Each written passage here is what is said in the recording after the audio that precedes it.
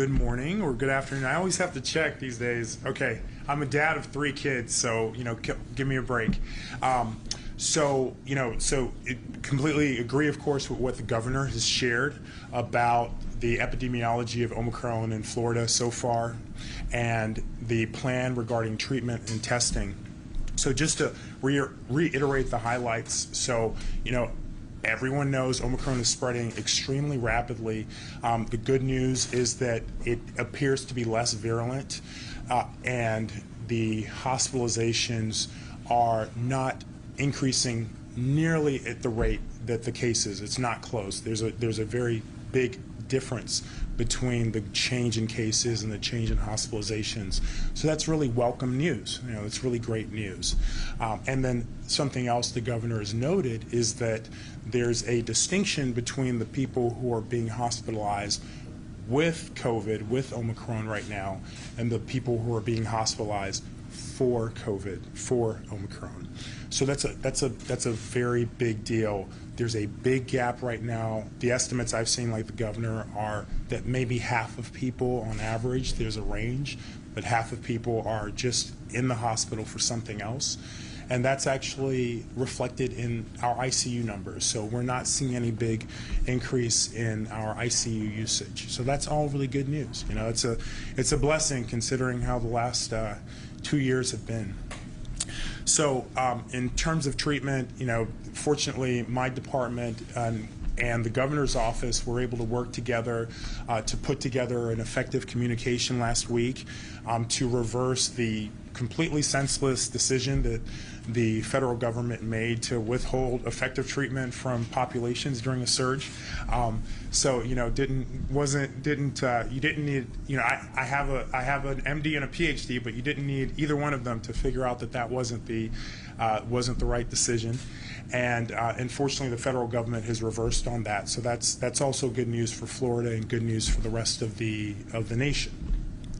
In terms of the newer treatments, we're seeing more of the Paxil and the Merck products reaching pharmacies in Florida.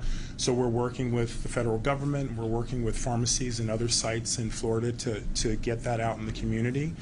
I think in other areas where the demand is outstripping supply, particularly for high-risk patients, I think clinicians, and we've encouraged clinicians in our communications to consider the clinical evidence for other medications that people can take at home.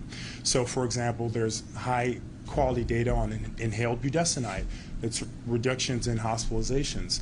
And fluvoxamine is another medication. There have been 2 randomized clinical trials that have been published in very good journals that have shown a benefit up to a 90% reduction in hospitalizations and death among people who were adherent to treatment in the fluvoxamine trial.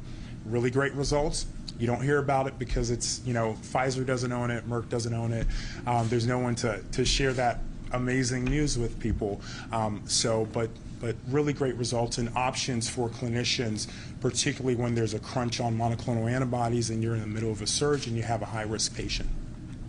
And then, as the governor mentioned, we're working on testing. So my department's goal is going to be to put out testing that doesn't restrict access to testing, but reduces the use of low-value testing and prioritizes high-value testing. And what do we mean by that? So high-value testing is testing that's likely to change outcomes, right? So, if your grandmother gets a test, that's a much more valuable test than the 8-year-old third graders that Los Angeles County is sending in to get weekly testing, right? The first one's is much more likely to change outcomes. So we're going to be putting out guidance that puts more emphasis on that. And we're going to be working to unwind the sort of testing psychology that our federal leadership has managed to, unfortunately, get most of the country in over the last 2 years. We need to unwind this testing sort of planning and living one's life around testing. Without it, we're going to be sort of stuck in the same cycle. So, it's really time for people to be living, to, to make the decisions they want regarding vaccination, to enjoy the fact that many people have natural immunity, and to unwind this, this preoccupation with only COVID as determining the boundaries and constraints and possibilities of life. And we're going to start that in Florida.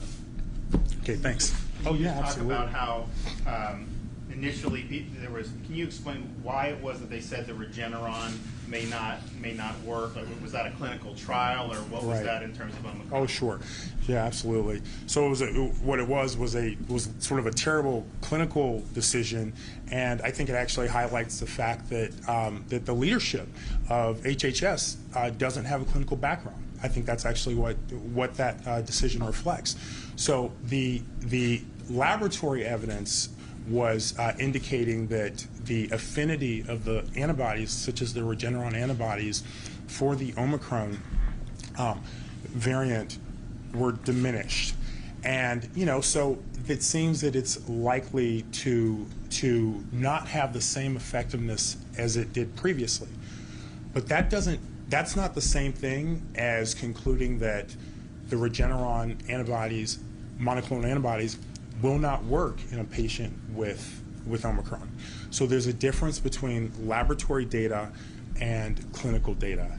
And they made the decision to withhold the medication based on laboratory data, but we care about clinical outcomes, and the decision should be based, obviously, on clinical data, which is why they've reversed it.